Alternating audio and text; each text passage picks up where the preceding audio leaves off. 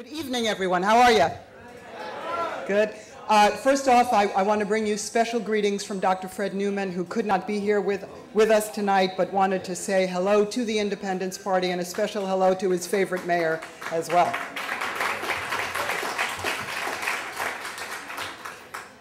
We're probably being a little subtle here, but Mr. Mayor, you may have picked up on the fact that we're lobbying you. We have a video, we have a poster. I hope you'll take a poster home with you and put it up in the office. Of course, it's not news to anyone to say that the Independence Party is an ardent supporter of nonpartisan elections. We brought the issue to you in 2001, and together we ushered in a new era of nonpartisan governance for our city. You are an independent, and it's clear from the style and substance of your leadership, as we saw in the video, that you feel, as we do, that there's too much partisanship. And though we were largely alone in the early years of your first term raising this concern, it's not an exaggeration to say that today, the negative effects of partisanship and special interest politics have become a deep and abiding concern for the people of our city, our state, and our country. You have governed as an independent, and the Independence Party is very proud of that. When we first endorsed you in 2001, we didn't know each other well, and frankly, we didn't know how independent you would be. We're now almost 10 years down the road, and we do know each other. And I would say, and I think the Independence Party would agree, Mike, you done good.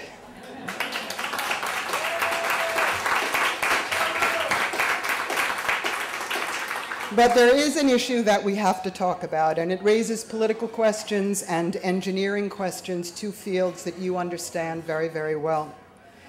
The issue is that we have to make sure that the nonpartisan spirit you brought to city government goes beyond you and beyond us into becoming the law, into becoming the official structure and design of New York City elections. If there ever were a model of partisan dysfunction, our state government in Albany is it. Party power, party control, party domination is the fixation of every Albany transaction.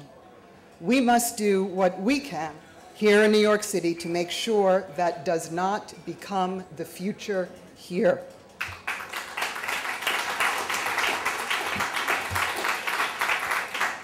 We all know there are no guarantees in life, especially in politics, but there are steps that can be taken to make sure that the voters and not the parties have the first and final say. There are steps that can be taken to ensure that 1 million independents have the right to vote in every round. There are steps that can be taken to institutionalize a culture of nonpartisanship. And giving the voters the chance to choose that culture is the greatest gift and the greatest legacy that you can provide to the city. I know you're concerned about the results of the last try when we lost. We are too. But we both know the old saying that the cornermen and trainers tell their fighters in the ring. It's not how many times you get knocked down that counts, it's how many times you get up. And we are ready to get up with you, Mr. Mayor. As you know, we love a good fight. Please welcome New York's independent, nonpartisan leader, Mayor Michael Bloomberg. Thank you. Jackie, thank you for inviting me tonight. I'd say sit down, but most of you don't have seats. So this is an exciting time of the year. Summer is just around the corner. As you know, the beaches are opening this weekend. Before you know it, it will be, why do you think I'm talking about the weather? It will be Independence Day. Of course, every day is Independence Day for this crowd.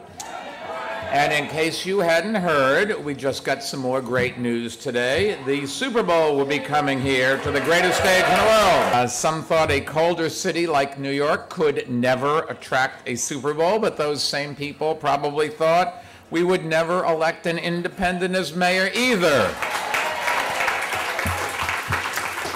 But as Jackie and Kathy and you two guys have to get enthusiastic. I've just got to get some ways to sort of turn you on and get you in the spirit of the thing.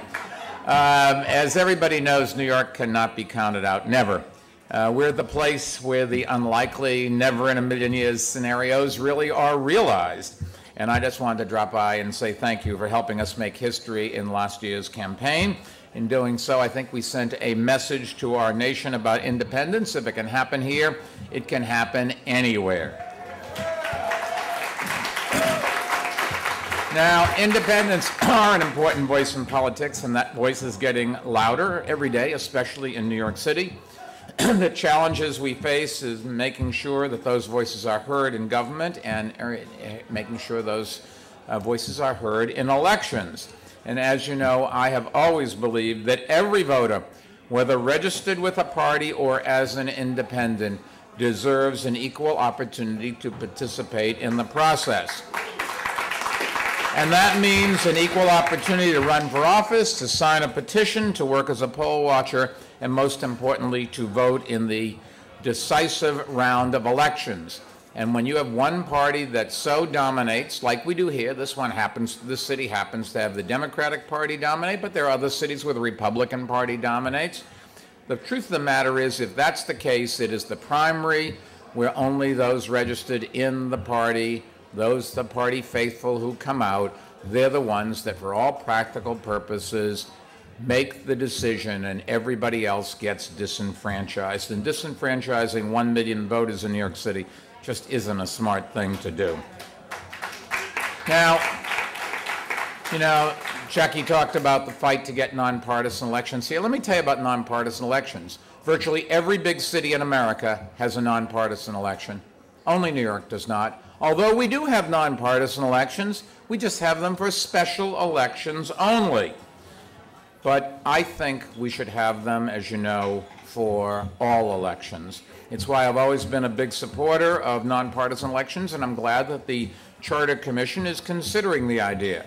Now, it'll be up to them whether or not they put it forward, but I'm glad to hear that many of your members have been participating in the hearings. The Charter gives me the power to appoint an independent commission, a Charter Revision Commission, and I've given them instructions. Go out there, listen to everybody, and do what you think is right. And people say, oh, you should be telling them what to do. Well, if I told them what to do, people would be criticizing me as well. The bottom line is you have to go to their hearings and make the case. Nobody should question where I stand on the issue, but I'm not going to tell them what to do. But remember, as Jackie pointed out, we did go and try to get this city independent people the ability to vote. Nonpartisan elections would have done that. We spent an awful lot of money. We did not succeed. My hope is that this will be on the ballot. I'd love to see it on the ballot, but it's up to an independent Charter Revision Commission, and you've got to go and make the case to them and try to convince them. We have made a lot of progress, as Jackie pointed out, over the years in creating independent, nonpartisan government, and I think we can do even better in the years ahead. But disenfranchising a big chunk of people in the city, and it's not only the million people who aren't in a party, it's those people who come out for the general election but can't come out for the primary election. They're the ones that are disenfranchised. And this is wrong. This is not democracy the way the Founding Fathers had expected it to be or wanted it to be. So get out there. Go to work. I will govern in an independent way. I'm going to do what's right. I have nothing wrong with anybody that belongs to a party, but that's not going to be an issue in whether I hire them or whether I listen to them or whether I follow their advice. I'm going to look at the merits of everything, and that's what I think everybody should do in a democracy. We need nonpartisan elections here in New York City. But most importantly, I just wanted to say thank you to all of you for giving me the opportunity to be your mayor. It's the most wonderful job in the world. If anybody wants to be mayor, I would suggest you start planning right now.